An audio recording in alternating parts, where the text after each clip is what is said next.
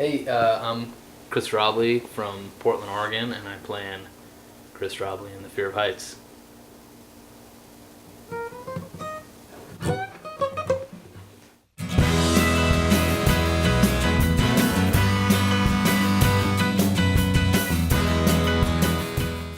Hi there, I'm Mike Forts, and welcome back to Parlour to Parlour. If you saw episode 0, then you're already familiar with Chris Robley. In that episode, Chris and his band The Fear of Heights were visiting San Francisco. But in this episode, we're giving Chris the proper Parlour to Parlour treatment at his home in Portland, Oregon. Though only Chris was present for this interview, the Fear of Heights band was definitely there in spirit as we covered Chris's rationale for crediting the band on his latest album, Movie Theater Haiku, as well as the forthcoming album they're working on. Oh, and the question you all want to ask, is Chris really afraid of heights? Definitely. Actually, not heights so much as I don't trust people when I'm in high places. So, for instance, I was at the Hoover Dam, and I could look over a little bit if there was no one around, but then if there was someone near me, no way, because I'd be afraid either they're going to bump me, push me. It's more people paranoia. What about the rest of the band? They share that fear too? No, they're fine. Yeah, they're fine. They kind of protect you. No, I wouldn't say that. They pretend they're going to push me over. We were trying to get a press shot of all of us at the Hoover Dam, peering over. I couldn't do it, though. Because anytime we'd get, a good shot set up, Arthur or someone would be like, oh. How long have you had all your current band members together? Rachel and Arthur and John. I played with John the drummer. I pretty much played with him forever. Rachel and Arthur for about 3.5 years, and then Ben, the viola player, and Dan, the flugelhorn player, more recently, probably the last 2 years, but a while. And then we just added another electric guitar player who had played with me in the Sort Ofs. So he's sort of back on board with The Fear of Heights now. So you just put out an album where you credited The Fear of Heights for the first time. Mm-hmm. They didn't play on all the tracks, though. No, but I think the reason I did that was because the first 2 solo albums, the songs pretty much started like this, like an acoustic guitar and then the vocal, and then we'd layer everything else, whether it was me layering stuff or session people or the band members. But it felt like it always started with me, whereas on this most recent album, even if it wasn't the actual members of The Fear of Heights, I think most of the songs started as a band performance, whether it was just drums and guitar, drums, bass, and guitar, and then the rest got layered on. So it felt more like a band album to me.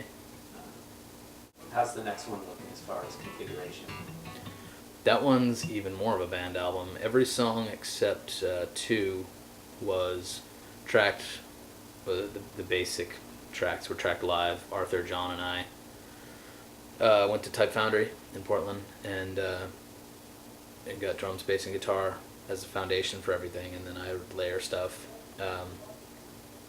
except for 2, which are more folky, just kind of no drum type songs. So that's definitely the most band Fear of Heights album so far.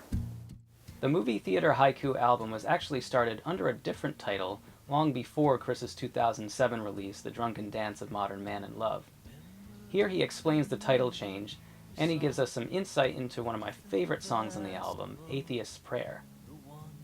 That one was set for 2 years. As long as I was working on it, it was going to be picturesque burlesque, and then the last minute there was a little reversal.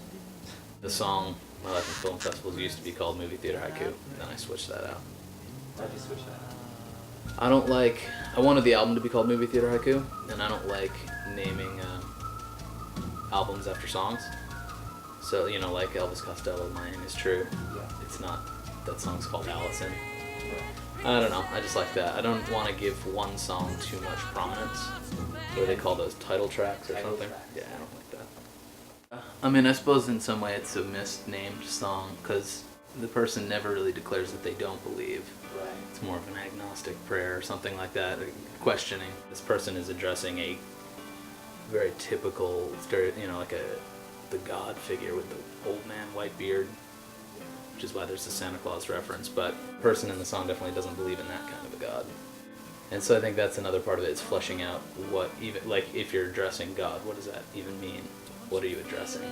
I think musically, like, I wanted to keep it like the John Lennon God song, very simple, repetitive, so it gets that sort of meditative quality. Depressing hymn, that's what I was going for. And then the real trick of the song is that it's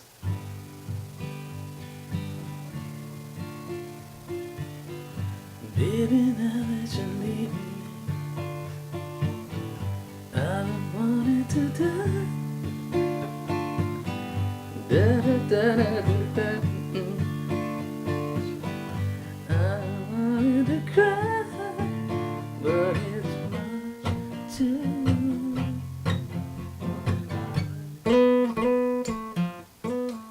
Whatever. I left that part out. Don't tell anyone. Don't worry, Julian will not be sending his lawyers. Okay, good. I changed the melody so you can't sue me. Yeah. We'll keep Julian at bay, or at the very least we may have to offer him a print of one of the paintings that Chris used for his album art. Here he shows off the works that became the covers for Movie Theater Haiku and The Drunken Dance of Modern Man and Love, as well as the painting originally considered for the cover of Drunken Dance. This was actually supposed to be the cover of Movie Theater Haiku, and it was painted by my friend Rachel Blumberg, who is the drummer in Norfolk and Western, and occasionally with Bright Eyes and M Ward, but she's a painter too, and I had her do that, and I liked it a lot. The problem was that when I was initially planning on putting the album out, she had done album artwork for a bunch of other local bands too, and it seemed to be kind of the thing that year. Like this band called Loch Lomond was one, and then Norfolk put an album out that she did the cover for, and I think a few other people too, and it just definitely looked like her painting, which is great. I just didn't want to be like the fifth band that year that had an album cover that looked the same, so I had my friend Tammy do the artwork for Movie Theater Haiku. And she was the one that did this painting for Drunken Dance. And basically the instructions for that one was just to do a bird painting, but also to have it be kind of beautiful and serene, which worked real well for the Drunken Dance, because that was kind of more serene, folky album with a double vocal thing. But then for the new album, which is kind of all over the place, crazy, psychedelic, I wanted to do something technique-wise that was similar, so I told her the beautiful part, but disturbing rather than serene. So that's, I can show you that. Yeah, Should we? This isn't the painting, obviously, but it's, the actual painting was maybe a little bit bigger, maybe like from here to here. And the album cover, I think, is like, maybe like that. And then the rest of the stuff she used on the inside of it. But I liked it as a whole, so I had posters made for promotional show stuff. It's like the do-it-yourself lobotomy. There it is. I just like that this person's getting their brain operated on and they're enjoying a cigarette. And their feet, the contorted feet, is kind of weird too. There it is. There's the cigarette. Awesome work, Tammy. The Movie Theater Haiku album has just the visuals it needs. As for the music, check out the download of the song Atheist's Prayer that we included, as well as the performance footage of the as yet unreleased song Andalusian Pines. Thanks for hanging with us, and I'll see you next week when we continue our Portland trek with a visit to Chris's most endearingly eccentric bandmate. Enjoy. Trip the leaves off the bed.